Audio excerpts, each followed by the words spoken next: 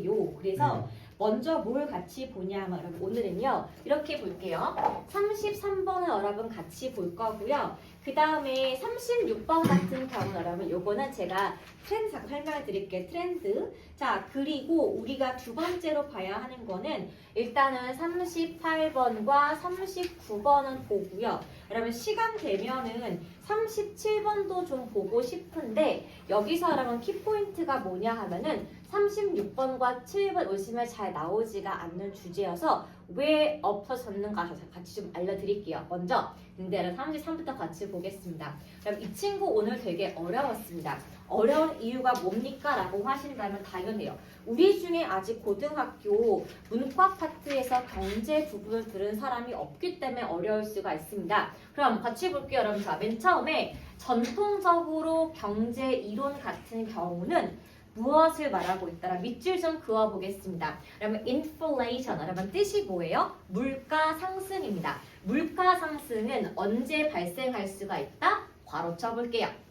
너무나 많은 돈이 소수의 물건을 쫓고 있을 때 우리가 물가 상승이 발생하게 됩니다. 여러분 우리 코로나19 때 여러분 기억하세요? 이때 우리가 뭐가 유행했니? 다들 집에서 가만히 콕 박혀있다 보니까 다들 여행 못 갔잖아. 그때 다들 뭐 하죠? 사람들이 가구 사고요. 명품 샀어요. 그럼 그 이유가 뭐다? 아, 돈 쓸 데가 없어 하다 보니까 사람들의 돈이 전부에 어디가 몰린 거다? 명품으로 몰린 거예요. 이때 명품 가격이 엄청나게 많이 올라갔다 그 소리야. 즉, inflation 정의는 뭐냐 하면은 너무나 많은 돈이 소수의 물건에 몰릴 때 생기는 것이 물가 상승의 정의가 되는 거고요. 자, 여러분 그런데 옛날 얘기예요. 요즘 경제학에 따르면 이게 조금 더 정교한 역동성에 따라서 달라지게 됩니다. 최근 연구에 따르면 요거를 볼게요. 물가 상승의 기대감이 빈칸에 중요한 역할을 하는 건데 이 물가 상승의 기대감은 요 빈칸이고 바로 이것은 복잡한 상호작용의 메커니즘에 기저하고 있다라고 나와 있습니다. 그래서 대체 이게 뭔 소리야 하는 분들을 위해서 바로 밑에 대체 요 기대가 무엇인지 다시 한번 쉽게 설명이 나오는데 이때 요 물가 상승에 대한 기대감은 무엇을 가져온다? 변화를 가져옵니다. 무슨 변화를 가져온다? 경제의 주체들의 행동 변화를 가지고 옵니다. 여러분 쉽게 예를 들어 볼게요. 부동산 가격이 상승한대요 라고 하는 모두가 빚을 내서 뭐를 산다? 집을 산단 말이에요. 또 우리 모두가 주식을 구매한단 말이야. 그 이유가 뭐라고? 물가 상승을 기대하기 때문에 소비자인 주체인 나의 행동이 바뀌게 된다라고 나와 있습니다. 자, 이랬을 때 기대감은 나의 행동을 바꾼다. 요 내용을 머릿속에 두시고 그다음에 요 밑에 우리 이제 예시를 좀 보겠습니다. 예시문 보시면은 역사적인 증거가 왜 우리가 이렇게 물가 상승의 기대에 따라 바뀌게 설명하고 있는데 보세요. 셀프, 자기, 강화적인 주기를 가지고 온다라고 했습니다. 자기 강화 주기가 무엇입니까? 라고 했더니 초기에 물가 상승의 압력을 amplify, 확장시킨다라고 지금 설명을 하고 있는 거예요. 그래서 이제부터 나의 기대감이 물가 상승에 어떻게 확장될 수가 있는지 자세한 예시가 여기 인부터 끝까지 나오게 되는데 여기서 요 경제 주체가 몇 개 나온다? 종류가 3개 있습니다. 그럼 첫 번째 볼게요. 워커스가 뭐냐면 우리들이에요. 일꾼들. 자, 우리 노동자들은요. 무엇을 기대한다? 이거예요. rising cost, 어떤 비용 상승을 기대하게 됩니다. 그러면서 뭘 함으로써? 협상을 함으로써 더 나은 경제적인 보상을 얻고자 합니다. 그럼 이런 거예요.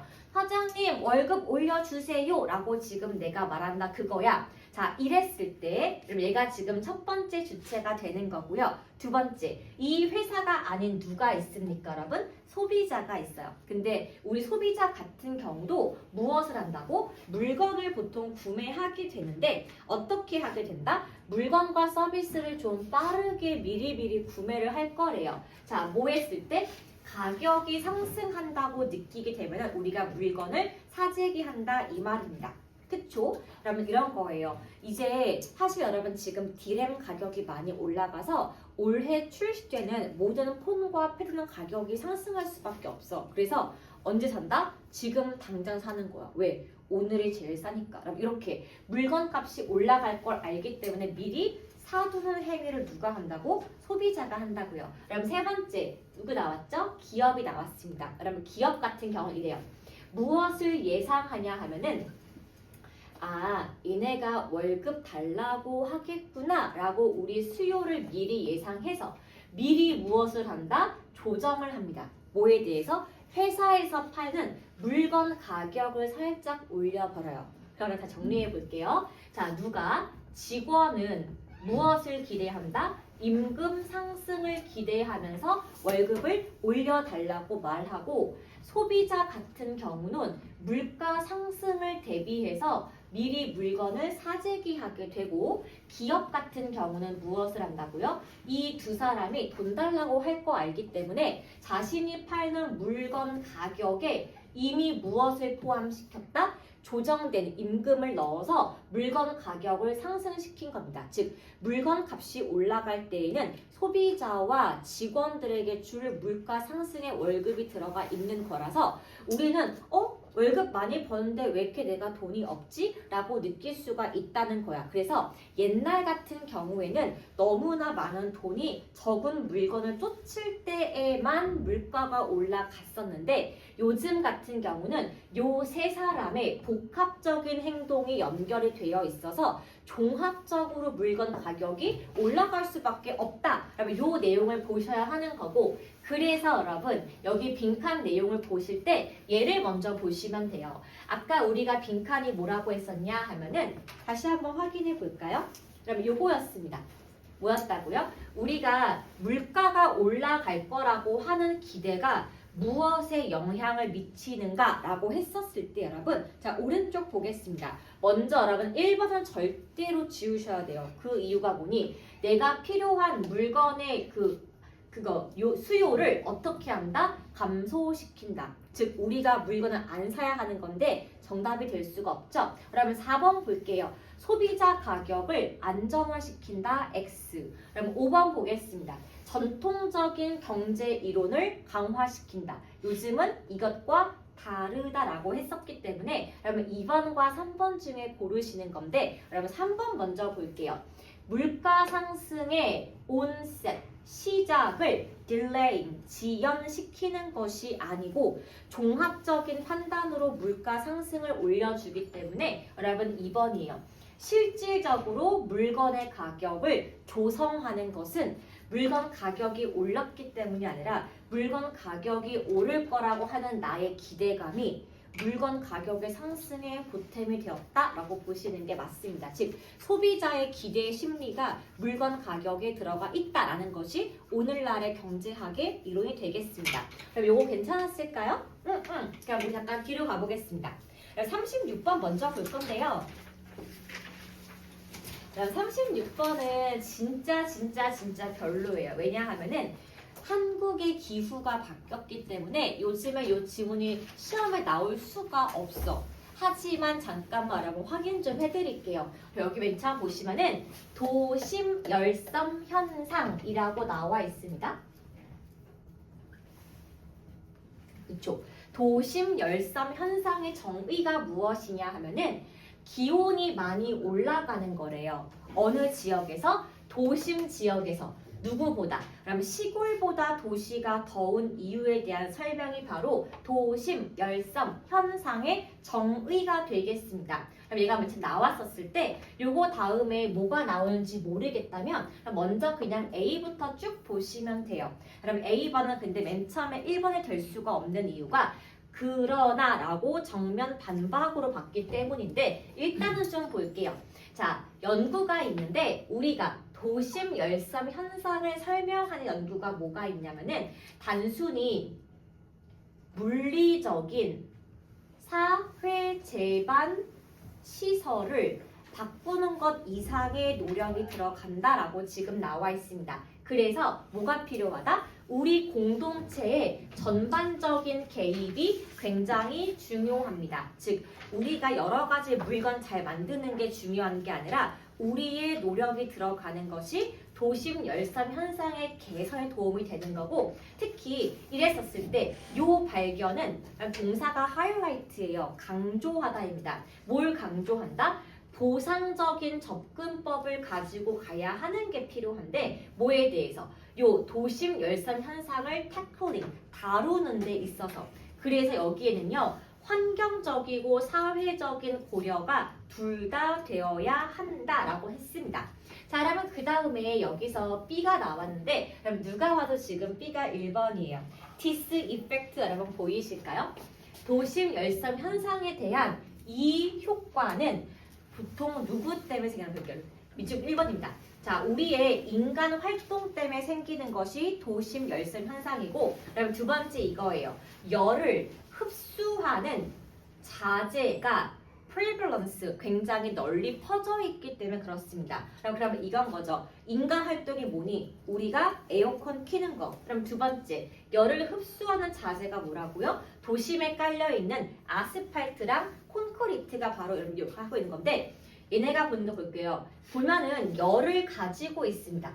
언제? 낮 시간에 햇볕이 열을 쫙쫙 흡수하는 게 아스팔트랑 콘크리트인데, 얘네가 밤이 되면 느리게 방출하면서 도시가 식을 새 없이 도심에 열을 방출하게 된다. 그럼 이게 바로 열섬 현상의 첫 번째 효과고, 그러면 그 다음에 보이세요? 추가적으로 두 번째, 자 밑줄 여러분 2번입니다.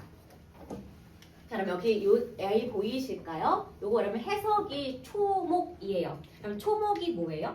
나무와 풀 같은 것이 초목인데, 도심 지역의 초목의 어떤 거다? 렉, 부족 현상 때문에 그렇습니다. 자, 그 이유는 뭐냐? 나무가 없다 보니까 무엇이 없다? 그늘이 없게 되고요. 식물의 잎에서 증발하게 되는 수증기, 증발산이 부족하기 때문에 도시가 열기로 꽉 차게 된다. 그래서 도심 계획자들은 요 UHI를 완화하기 위한 다양한 전략을 사용할 수가 있는데, 어떻게 완화한다고요? 녹지 공간 조성을 하기로 하였다라고 했습니다. 자, 그럼 결론이 여러분 뭐야? 결론이. 그런데 중요한 거는 우리가 인간의 노력을 플러스 알파, 녹지 공간을 조성하는 것 이상의 우리의 관심이 추가가 되어야 우리가 해결할 수가 있다라고 말했습니다만, 여러분 요거는 요즘에 나올 수가 없는 질문이에요. 정답은 BCA가 맞는데, 여러분 왜인지 잠깐만 설명해 볼게요.